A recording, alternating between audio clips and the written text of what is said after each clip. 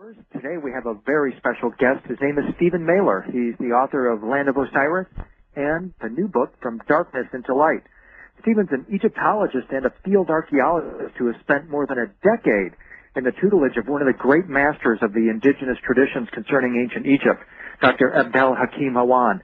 Hakim, as he prefers to be referred to, has long been an advocate of much older dates for the Sphinx, the Giza pyramids, and other temples and structures throughout Egypt. Hakim refers to the ancient civilization as Khemit, not Egypt. A relatively unknown and non-traditional oral tradition tells the story of ancient Khemit, and Stephen Mehler is carrying this work forward. Stephen, thanks so much for joining us today. Great to talk to you again, William, as always. Yeah. As you know, I just returned from Egypt, and I had posted an article about Abu Ghraib, which I certainly want to reflect on with you here in a moment. But before we do that, Stephen, I'd like to just kind of refresh the memory of some of our listeners about some of the work that you're doing. One of the themes from your book, From Light into Darkness, is that religion, as we know it today, is actually a de-evolution from an original, more pristine or highly evolved spiritual consciousness that existed thousands and thousands of years ago. I thought it would be nice if we started just to kind of touch base on that concept and give us an idea of what your thoughts are on that matter. Well, great. Yes, the basis of the indigenous traditions that have been brought forth by Hakim had been a concept of cycles, that we have not moved in a linear evolution in a straight line, but that everything in nature moves in cycles. And it's certainly been this truth for human consciousness and human history. So what we're talking about is, in From Light into Darkness, my current book, I actually discuss in more detail the last two cycles, going back over 10,000 years ago into an age that we call Aten, or the wiser, to the current cycle that we're in now, Amen, or darkness. So distinctly in my book, I make a distinction between spirituality and religion, that spirituality is something that's been part of the human condition for time immemorial, but that religion is more a modern invention, and it's more a modern byproduct of this current age, so that we say that religion is actually based on the tenets of spirituality, but it's much more a controlling situation that it is become today, particularly in its fundamentalist sense. So we're talking about cycles, and we're talking about the last two cycles in particular, and how religion has evolved perhaps in around the last 5,000 to 8,000 years in the current cycle of darkness. One of the key ideas that you proposed that caught my imagination was that in what you describe as the age of Aten, the people had full consciousness. What does this mean, and what happened to these people and to this fuller consciousness? That's an excellent question. What happened to them is, in fact, is that we are them. It often actually translates as the wiser. It actually means the fullest stage of consciousness, the sun at its fullest expression, like late afternoon. So in that time period, which is well over 10,000 years ago, we're speculating, because we're not in that consciousness today, that not only did we not have a written language, but we did not have a spoken language, that people communicated telepathically. And the concept that we use is what has degenerated into the field of Egyptology as this idea of gods and goddesses. The term is neter, and it actually doesn't mean deity as we define deity today, but an aspect of consciousness, a divine principle, or a sense. So Hakim teaches us that we are innately born with 360 senses. So that we're only using 5 today, the rest are dormant. So we're talking about a time where we were in full circular consciousness, 360 degrees. Everyone would be considered to be in a degree of enlightenment, highest state of consciousness, and that what is the classic theme in all of mythology and all the stories of indigenous people around the world is of a fall from a golden age. Well, this age of Aten was the golden age. And this fall, I speculate, has happened within the last 5,000 years to 8,000 years. We've gone into this lower stage of consciousness. We no longer can communicate telepathically. We no longer have the understanding of symbols and myths that we once did. And so we had to invent symbols for writing. We had to use writing and text to explain things which people could understand from symbols, from intuitive understanding. And so the idea is now that we're coming to the end of this current age and that we are coming to a new dawn. And this is why the teachings are coming out now. We will return to that higher state of consciousness, and this is why these teachings are coming out now from indigenous people all around the world. Now, one of the most interesting things you note is that the science that is today closest to an understanding of of this kind of spirituality, this fuller consciousness, is quantum and theoretical physics. Talk about this concept for a moment. Yes, in fact, I rely heavily on the work of a man named Dr. Fred Alan Wolf, who has been interviewed by Hans Strieber, and I think Whitley too. He wrote a very interesting book called The Spiritual Universe. He actually has been to Egypt, I believe, in 1995, and he went with a group with Mickey Scully, and Hakim was his guide. So he actually mentions some of Hakim's teachings in his book. What quantum physics is clearly showing us is that everything is interrelated to everything else. There is no separation. That's one of the key things of Hakim's teachings. Nothing is separate from anything else. And therefore, everything relates to everything else. Every cause is an effect. Every effect is a cause. And quantum physics is showing us this continual dance and interplay of vibrations of subatomic particles is really what the universe is made of. There's no vacuum in space. Everything has got energy flows, consciousness, the ancient mystics called it. And this really leads to an understanding of the ancient teachings. So it's like the new modern science is now moving from physics to metaphysics and bringing back the spirituality of old. Everything's interrelated, everything's interconnected, and everything on the micro level is reflected on the macro level, as above, so below. And Stephen, in addition to Dr. Fred Alan Wolf, you have been a student of Hakim. Tell us about Hakim, how you've come to know him and what his teaching has meant to you. Yes, and an exciting thing for people to understand is that Hakim will be coming to the United States. I'm now making an announcement to everyone. He's going to be visiting me in Colorado. He's going to be doing some events the end of June in Baltimore, and people can contact me to get information about that. But I will be doing presentations with him here in Boulder, Colorado, so it's very exciting. Is there a website, Stephen, or a phone number they can call to get more information? I can get that information to you. We can post it if you'd like. Would you want me to? We'll be happy to. Yes, thank you. Yes, I can give the specific references on that. How I first met him, how I first became aware that tradition still existed was through my work, and particularly getting into the metaphysical tradition of ancient Egypt. I came across a book by Mary Hope, a very interesting Wiccan priestess who was an alternative Egyptologist, who talked about connecting with an oral tradition, an indigenous tradition that still existed in Egypt. I had confirmation from others that this tradition still could exist. So when I finally did get to Egypt in 1992, lo and behold, Abdel Hakim was the tour guide for the group I was involved with. We became friends. So the first day I was in Egypt, I met the man who has become my teacher. And it's now gone on 14 years that we've been working together. And he has spent, the man just turned 80. He has spent his whole life, well over 70 years, gathering the oral traditions from the elders of his country. When he was just a young boy of 6, he would be talking with very, very old people in Egypt. And he gathered this information. He also gathered it from the academic standpoint, that he went on, studied the Western tradition, got degrees in Egyptology and archaeology, and was able to present now a very, very unique perspective with the Eastern and Western tradition and combining with the indigenous tradition. So it's been a whole lifelong search for him, gathering these traditions, and he's had other students besides myself, but I've worked with him the hardest, it looks like now, and to bring these teachings out, that there was a previous civilization, as you mentioned, called Khemit or Khemit. Actually, it's Chem, to pronounce it correctly, and the Arabic term, one of the Arabic terms for Egypt, Al-Chem, is where the word alchemy comes from. As you mentioned in your article, Misr is another word. It's also where the Hebrew word Mizraim comes from, which is another term for Egypt. And so it's Khemit. It's actually, that's what this black land, the rich, dark alluvial soil that the Nile deposits where civilization grew. And Khemit, we can't even put boundaries on it. Each time I work with him, it seems to go, what was ancient Khemit over 10,000 years ago was from Central Africa, almost to the south of Africa, certainly Western Africa, Northern Africa, through the Middle East, what would today be Iraq, Jordan, Syria, Israel, was all part of Khemit, even to parts of Central Asia is considered part. In fact, Sumer was not considered a distinct civilization. The last time I was in Egypt with Hakim, he gave me the term Sa-Mer-Ra, which is where Sumer comes from. And it was just a section of Khemit.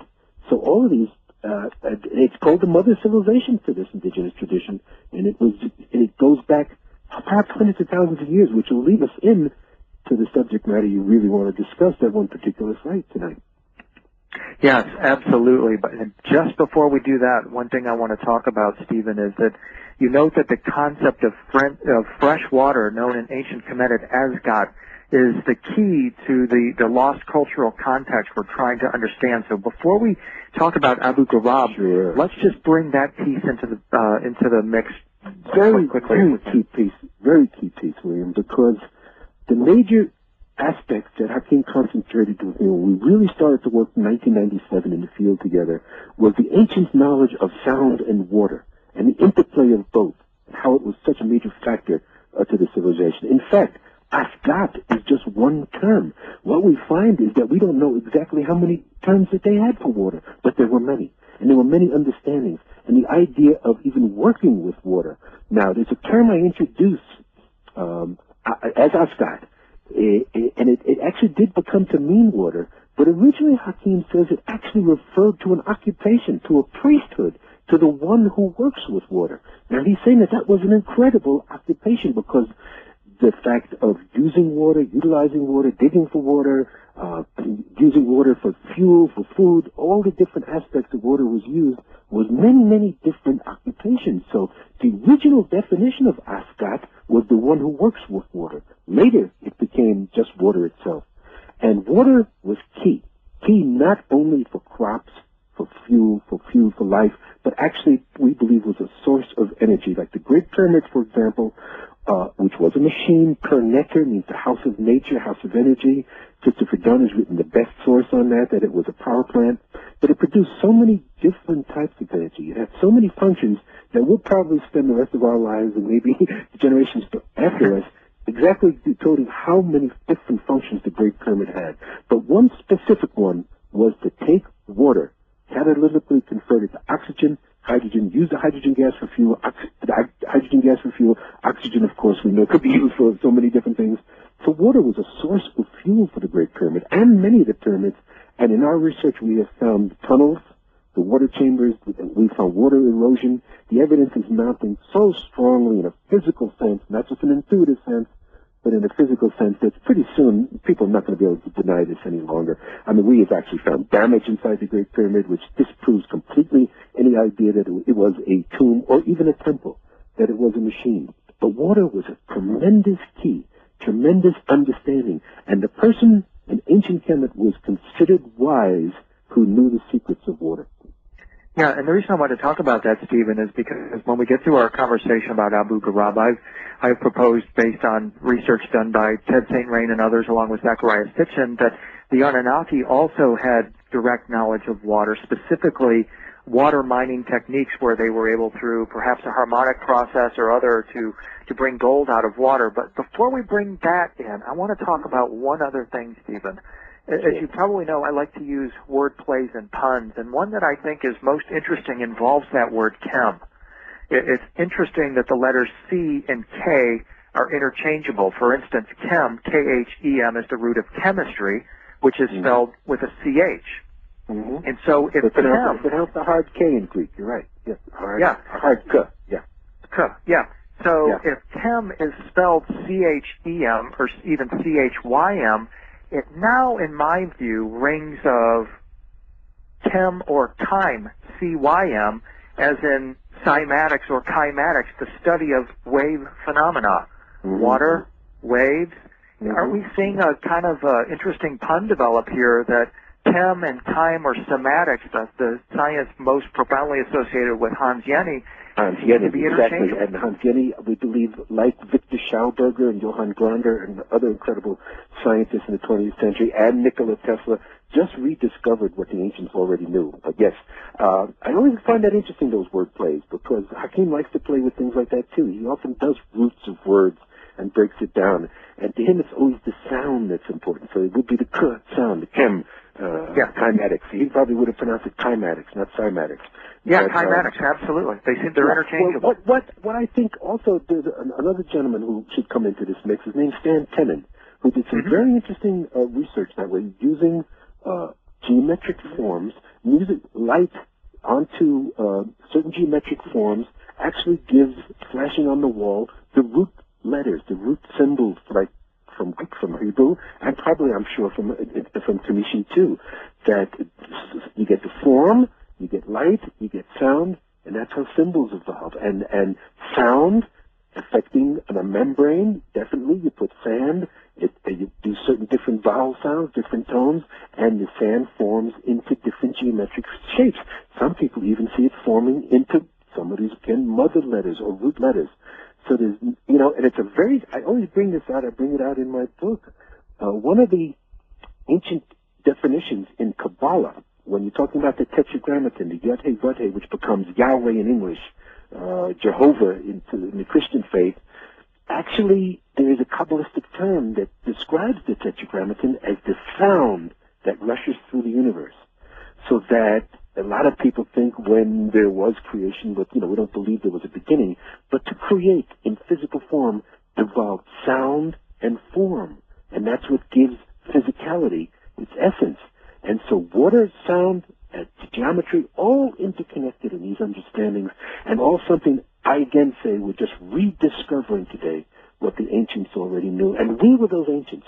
That's a key thing that, in fact, I was just listening to an interview the other night on I guess I can mention Coast to Coast, and a gentleman was talking about the Great Pyramid, and it's always this literal understanding instead of realizing that a lot of these things were symbolic, not to be understood or taken literally, but the key understanding, the use of sound, the use of water, the use of form, is basically what the ancient civilization was all about. And and sound. As you're talking, Stephen, I'm recalling the Cherokee Indian creation myth that says that formless thought beings rode a sound wave from the Pleiades star cluster through a hole in space in East Tennessee and created the Cherokee. Well, you see, I'm convinced that, the whole of existence, you can say universe, all universes, all levels, all dimensions, is total infrasound. We only have our auditory ability to hear what we call visible sound, the sound spectrum that we can hear. But what's amazing about the Great Pyramid, which has been proved, is that it's still producing infrasound. I have told people that this whole civilization of ancient Khemit was totally bathed in this sound, infrasound, for health, for healing, for growing food, for all the things you've talked about, for raising consciousness, so that I don't think there's any such thing as total silence. I think that everything that exists, the vibrations of subatomic particles, is producing infrasound through everything that is. And sound is a key understanding. In fact, I'm going to be working with a sound healer, and I'm also going to be bringing Hakim's oldest daughter, Sherazad, here to the United States at the end of June and July, and she features techniques of using ancient Egyptian healing by using great toning and sound qualities. And it's amazing. But once we understand that we are constantly bathed in infrasound, and that infrasound is what actually maintains health when it's in its proper vibrational quality. So let's now shift gears then a little bit, Stephen, and talk about Abu Ghurab and the concepts and how it relates to not just sound but also water. As I understand it, Hakim has described this Abu Ghurab site as the oldest ceremonial center on the planet. At least one. Pardon me? At least one of them, yes. At least one of them. And Yes. it's a site where the ancients connected with the divine energies known as netters. So talk with us for a moment and introduce us a little bit more to this Abu Ghurab site from Hakim's perspective and also from your perspective. It's beautiful that you got to go there. And I really appreciated some of the things that you said about it when you were interviewed on the subject, that you felt mixed feelings. I definitely have the same. It's not an active archaeological site. Tourist groups are usually not able to go there. There's no guides. There's no ticket vendors, nothing like that. It's an off-the-wall site. It's between Giza and Saqqara, near the site of Abu Sir. They're actually connected, Abu Sir, and actually the pronunciation is supposed to be Abu Ghurab, but we say Abu Ghurab. It means the father of crow's nests.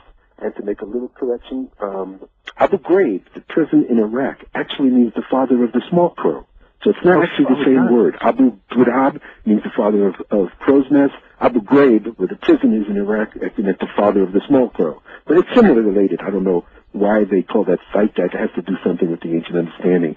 But we know why our site, Abu Ghurab, was called that way by the Arabs, because there was a mound there where there was an obelisk on it, 15 feet solid piece of granite, an obelisk, and different ceremonial sites. There was a pyramid there. and there was a temple there. But what we see now there at the site is just ruins, and yet there is a platform made out of solid alabaster that shows the four directions in a sign called the Hotep, which Egyptologists have defined as meaning peace or satisfied, but also means a table of offerings. And that's exactly what that Hotep is at Abu Ghraib. In all four directions, four of them facing the four directions, was a temple of offerings. Now the key thing is offering to who? To a king? No. To the gods? Yes. But in what meaning is that? Now, as you said, Hakim would say that the site dates hundreds of thousands of years. Hundreds of thousands of years. Hundreds of thousands of years. For tens of thousands of years, people have been going there as a pilgrimage. That's why you felt such incredible energy there, and why you were so right on in the things you said about it. And this is what usually first thing people experience when we go there is just relax, take a deep breath, and feel it. Because if you're sensitive to any degree, you can feel that thousands and thousands, if not hundreds of thousands of people have been coming there for thousands and thousands of years as a ceremonial site. Why? Because something happened there. Yes. What happened there? Well, they put it in the terms that in one time period, the netters appeared there in person. So what does that mean? Are we talking about extraterrestrials? Perhaps, because Hakim's tradition does embrace that idea that we are starseeds, that this is not our home planet. We have come from different directions in the sky. So was there actually a landing at Abu Ghraib, perhaps 200,000 years ago, in the time frame where Sitchin would talk about the Anunnaki, 250, 300,000 years ago? Yes, yes. That's what the tradition says. Something happened there that is venerated and celebrated. The gods, the netters, appeared in person. Now, the fact is that people continue to go there for thousands and thousands of years to, as we say, commune with the netters, to commune with the divine aspects of ourselves that may have been manifested in physical form from advanced extraterrestrial beings. Now, I'm totally, I embrace the whole aspect of that. It could be spiritual, it could be symbolic, and it could be literal. And I know you look at it in a literal sense. There's quite possible that there was some things going on there. We do discuss the Anunnaki. We do think that there's validity in Sitchin's ideas, except that we don't think that they were the only ones, that there was not just only one group. And I don't embrace the idea that we were created as a slave race for the Anunnaki. There may be some possibility to that, but when you go through the richness of the tradition, I mean, we were planted here, we were seeded here to be a divine creature, not to be a seed, not to be a slave race. And so all our different ancestral beings, you can say from the Pleiades, you could say from Sirius, from Orion, from Aldebaran, from Alcyone, from so many different places. So it's never specifically said who landed there, but it is an understanding that ancestors, that's why people continue to go there, never for a king and never for, in a religious sense, to a god, but actually to celebrate our ancestry coming from the stars. So there is definitely that feeling at Abu Ghraib of interdimensional, extraterrestrial, however you want to put it, that was a sacred place. And I found things. I mean, I found potsherds there that go through so many different styles that show thousands and thousands of years of occupation and visitation there by just the dynastic people alone. You see potsherds that you could date definitely from New Kingdom period, from Middle Kingdom period. Then you see pieces of pots that are not thrown, that were on a potter's wheel. So that goes back thousands of years before that. So, I mean, there's no way, I believe, to accurately date the site. I mean, they try to date it to, as you mentioned in your article, which was excellent, to the 5th dynasty, because they see evidence that the 5th dynasty, the people came in there and did some work. But, underneath the sand, some of the objects we could talk about, the artifacts that are there, are way, way beyond 10,000 years old. Yeah, I mean, Stephen, it appears as a virtual virgin archaeological site. It's like there's no work being done there. It is utterly peaceful when you're there. Why do you suppose it hasn't received the recognition that it deserves or indeed actually warrants? Well, again, it has to deal with the mindset of the Egyptologists themselves. I mean, work was done there, but it was done there perhaps 100 years ago to maybe 70 years ago. Like you said, you didn't see any evidence of any recent work. I mean, they went in there. They found things that they thought dated to this certain particular king of the 5th dynasty, and that's how they leave it. They don't see whatever else comes in. It may be anomalous, like we can talk about the so-called basins. They'll just stick it into their paradigm, figure it out, well, okay, they were used for animal sacrifice. Something that can figure into, fits in, once they've set their paradigm. And it's very interesting how, I talk always over and over again how the science of Egyptology has evolved, how it began with some very interesting speculations when it started 200 years ago, 150 years ago, and then certain assumptions became prevalent towards the end of the 19th century, early 20th century, and those assumptions now have become, carved in stone as fact, that there was nothing there before the old kingdom, the pre-dynastic was nothing, and so that's where it dates. So, William, I can take you to dozens of sites in Egypt where the archaeology has only scratched the surface, only in its infancy. If they would just dig a couple of feet here, dig a couple of 100 feet here, we would find the evidence. I know where they should be digging in Egypt, but we need millions and millions of dollars of budget. You need the approval of Supreme Council of Antiquities and Dr. Zahi Was. It has to fit in their paradigms before they let you dig. But I know where to go that we can find this evidence, because the only thing that we do agree with Dr. Zahi Was about is that we've only uncovered less than 20% that's under the sand in Egypt. So what you see with Abu Ghurab on the surface, there's more under the ground. There's more still buried. There's more that's there. There's more that's been taken away that is in private collections around the world or in museum basements, things that were found there. That if you and I could have been there 150 years ago, 200 years ago, in its pristine state before a lot of this tomb robbing, this black market antiquity salesmanship has been going on, we would be amazed at what we could see and what could be excavated and what could be found. There have been so many things found that are not known to even the majority of Egyptologists because they've never been published, these finds. But, it's great because the people in the villages are the people who work on these excavations, and they talk, and they spare, and it becomes part of the old tradition. So I always hear a lot of things, this has been found here, this has been found there. The question is, can we relocate that object? Can we take a picture of it? Can we document it? Or does it just become hearsay? Does it just become part of the old tradition? This was found there, and it's no longer available, But the things that are, as you saw at Abu Ghurab, are amazing enough in itself to seriously question the accepted paradigms of what that site's all about.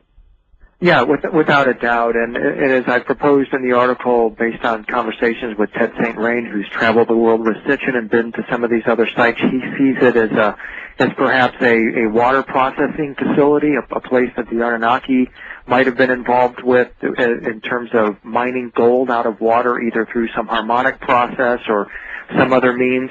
And I know you've mentioned that Hakeem, as well as yourself, probably wouldn't go along with that view. Well, William, I have been thinking it, and it is a possibility. It is something we can't reject out of hand. It's not part of the oral tradition that was what was done there. However, in my current book, From Light into Darkness, we redefine the people that were called the Hyksos, who many Egyptologists, alternative researchers think were the Hebrews and were involved in the Exodus. We reject that.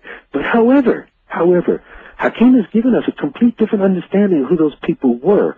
And Hyksos, of course, is a Greek word. The ancient term was Heka'u Kaswert. And Heka'u means working with sound, the sacred sound. So Hakeem has said these Hyksos were really early geologists. And they used sound to extract metals. So I don't reject that out of hand. I know Sitchin, we've talked about, Sitchin has talked about Tiahuanaco up in the Bolivian Andes as perhaps showing evidences of metal work there too.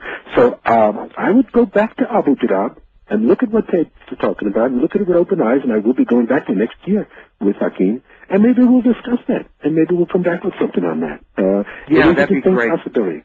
It is a distinct possibility. The one thing is for certain, all tradition, that it was considered a very sacred site for many, many, many thousands of years before dynastic Egypt.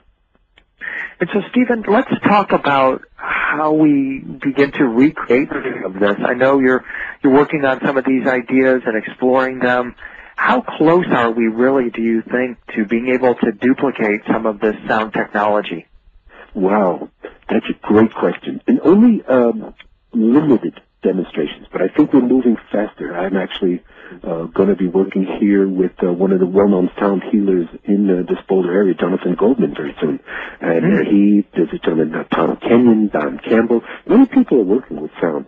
And so I think we're moving in that direction. But the reason why a lot of people always say, well, if we had enough funding, could we duplicate some of this technology? Could we duplicate the Great Pyramid? And the fact, and I think you yourself are becoming to understand this more and more as you go back to Egypt. It's not just a question of the nuts and bolts, the technology. It's a question of consciousness. So we're not ever going to be able to totally duplicate what they did until we can get into that higher state of consciousness, which may be a long way off for us. But, however, I am confident still in my lifetime, which, I don't know how much is left, but within a certain number of years, we're going to start to see some of these things demonstrated. We're going to start to see that sound can be used to levitate stone, large blocks of stone, not just small pebbles as being demonstrated today, but large amounts of stone. That sound could be used to shape and cut stone, igneous rock, like granite, alabaster, diorite, basalt. And so I think we're close, William. I think we're moving closer as we start to move in consciousness, which is what is predicted from this new dawn, the awakening we're going through, even up to the Mayan calendar date. We can talk about that. I think we'll start to see more and more of this being demonstrated. But for the full capability of it, no. The people ask us, can we build a scale model of the Great Pyramid using Pristun's ideas and Hakim's teachings? No, because I don't think they ever did build a scale model. I think the consciousness was there that they built it as it is. And it all was, there's no blueprints, there's no diagrams. It was all realized in the mind and then constructed in its impeccable form. So we're not there yet, but I think we're moving there. And I think as we move into higher consciousness, more and more of these things will be demonstrated so that we will see that the technology, we describe the Great Pyramid as a spiritual machine, and you can't leave out the spiritual. We have to be in that state of consciousness before we'll fully remember that we were those people. And this is why I always like to say, and this is why I had a problem with the person that George Miller just recently was interviewing, talking about Enoch built the Great Pyramid, and Enoch, strict literal interpretation of the Old Testament. Enoch was a messenger, meaning an angel, and so the gentleman was saying he couldn't possibly believe that we humans could build the Great Pyramid. That's selling us short. That's denying our heritage, because that's what I clearly say when I talk about the Great Pyramid. Aliens and Atlanteans did not build the Great Pyramid. However, we must discuss those subjects, Atlantis and alien and extraterrestrial ideas, because they are real and because they are important to understand. But it's selling us short to say that we were not ever in the state of consciousness that we could do that, because we were. And that's what tradition tells us. That's not to say that we do not have alien lineage. We do not have extraterrestrial genes which have jump-started our so-called evolution. Yes, and we can discuss the subject of Atlantis, because I know it's a big subject for you, but I prefer to use the term global maritime culture. You actually used the term, I forgot the term you used, I used the term mythologem, that Atlantis is a key mythological thing that's gone down for many, many, many centuries to describe a previous state of high awareness. But it was not centered in just one place in the world. My opinion, over 10,000 years ago, what we would call Atlantis was the global maritime culture which existed worldwide. And we're seeing evidence of that every day. There's a new archaeological site, new artifacts are discovered, which showing advanced civilization was all around the planet over 10,000 years ago. So we discuss Atlantis, yes. But to say that someone else came into Egypt, and I know you use that phrase, a shadow of Atlantis, or the remnant of Atlantis. That's where we get into a disagreement, because we're saying that, yes, there could have been an island continent off the Straits of Gibraltar, where Plato supposedly said it was, no doubt, but it was not any more advanced than it was already going on in the heart of Africa at the time, advanced civilization. And they may have been related, they may have been connected, they may have shared and traded together. And the cataclysm that came, that caused the mythologem of the sinking of the advanced civilization, people did scatter all around the world and did definitely come into Africa. But they didn't bring in the idea of building pyramids of advanced civilization. It was already there. That's the only way, that's the point where we differ, that's all. Mm-hmm. And that's what I find so interesting is that when you follow the trail of Plato's story, it clearly came from Egypt. And then, as I also discussed in the article, you're led to this group of texts from the Temple of Edfu known as the building text that appear to suggest that at one time formless beings came from the stars, created an island called the Island of the Egg that was destroyed. It's a matter of interpretation. We don't interpret the text exactly saying that. I actually spent a lot of time with Hakim at the Temple of Horus at Edfu, looking at the building texts and going over them with them. And we believe they've been mistranslated. We believe what it's actually talking about is the time when the netters walked the earth, the time when the people were one with the netters. We believe that to say that instead of saying an actual literal interpretation of physical beings coming down, that it's talking about the fact that people were in that highest state of consciousness, where the netters within would combine with the netters without, so that people were in that state when the netters walked the earth, meaning that we were the netters. We were in the highest state of consciousness. And what actually we think that the texts that Edfu are talking about is that what was ancient Khemit over 10,000 years ago was a series of islands. As I mentioned in the first book, The Land of Osiris, we think there was a great, great river which was called the Nile by a German researcher named Blankenhorn, that it was a huge river, 100 miles across, thousands of miles long. Evidence of satellite photos show exactly where it was, which is all desert today, and that there was a series of islands. This great river had many tributaries, and there was a series of islands, and as the Khemitians came into consciousness, they went from island to island, building temples, building pyramids, and that's the idea that it seems like it's saying that there was a cataclysm and that people escaped a cataclysm and came. When we analyzed the text at Edfu, the building text, really was not a description of a cataclysm. It was a description of the netters walking the earth and the people moving from island to island, place to place, and all of a sudden this great had the ability to build these great structures in stone because the consciousness was there. Now again, that is not to deny that there has been visitation, because that certainly is an active part of the oral tradition. So I believe it's not an either or thing. It could be both.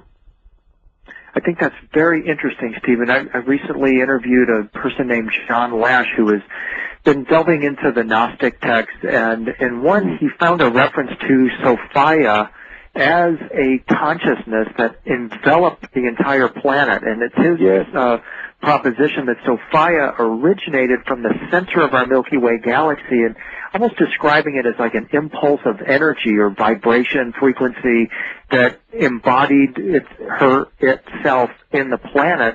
And it seems to me to have a strong correlation with what you're describing with the netter. What are your thoughts? Very interesting, because Barbara Hand Clow has written about this, talking about what she calls the photon belt, and there's other people who have been talking about that too, coming from Alcyone, which is the central star of the Pleiades, which is the center, the galactic center. And she's saying that this happens at the end of the cycles, and this is what's leading to the Mayans were aware of this, the Mayans talked about this, and that's what's leading up to the end of the so-called phase, the Mayan calendar in 2012, that we are being bombarded with this energy coming from galactic center.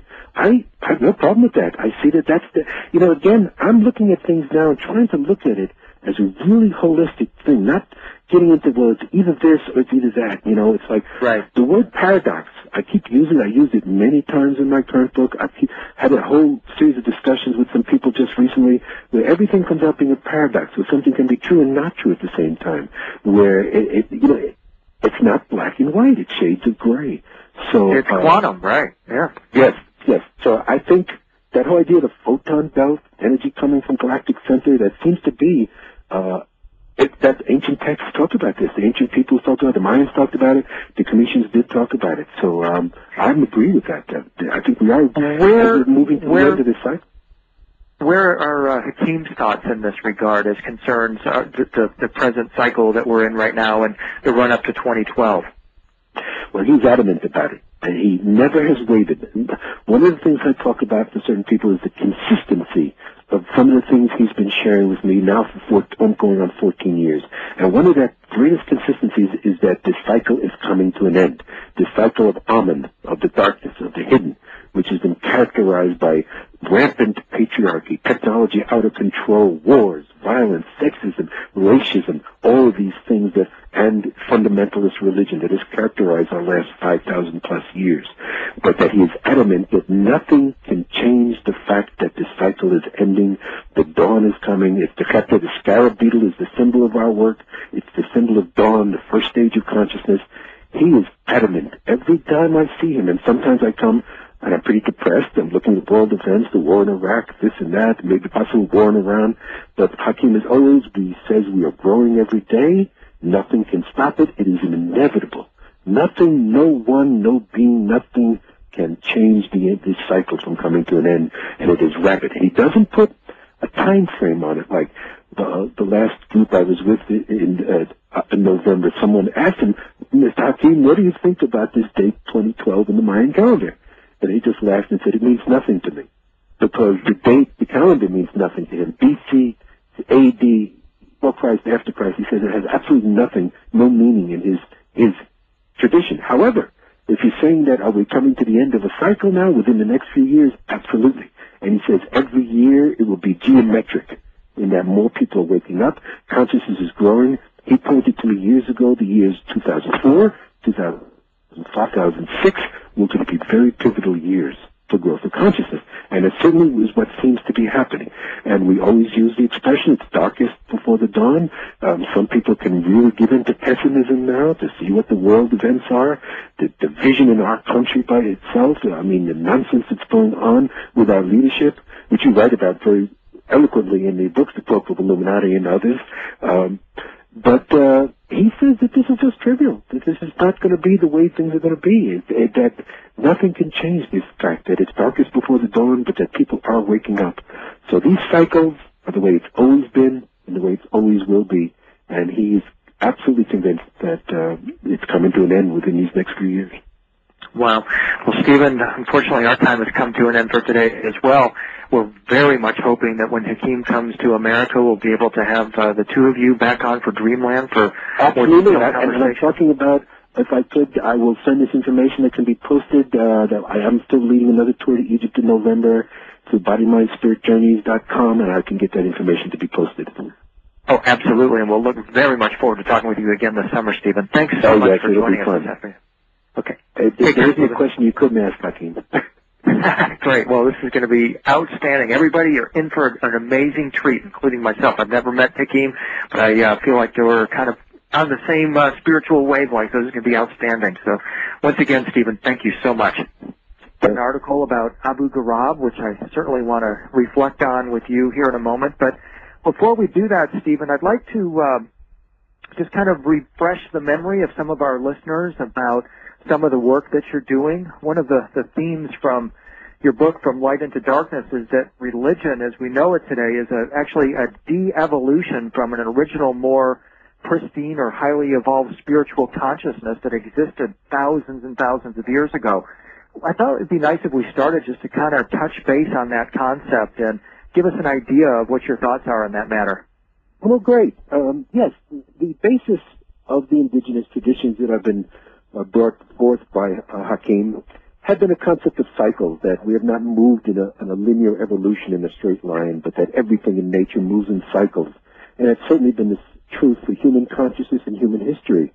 So what we're talking about is, in From Light into Darkness, my current book, I actually discuss in more detail the last two cycles, going back over 10,000 years ago into an age that we call Aten, or the wiser, to the current cycle that we're in now, Amen, or darkness.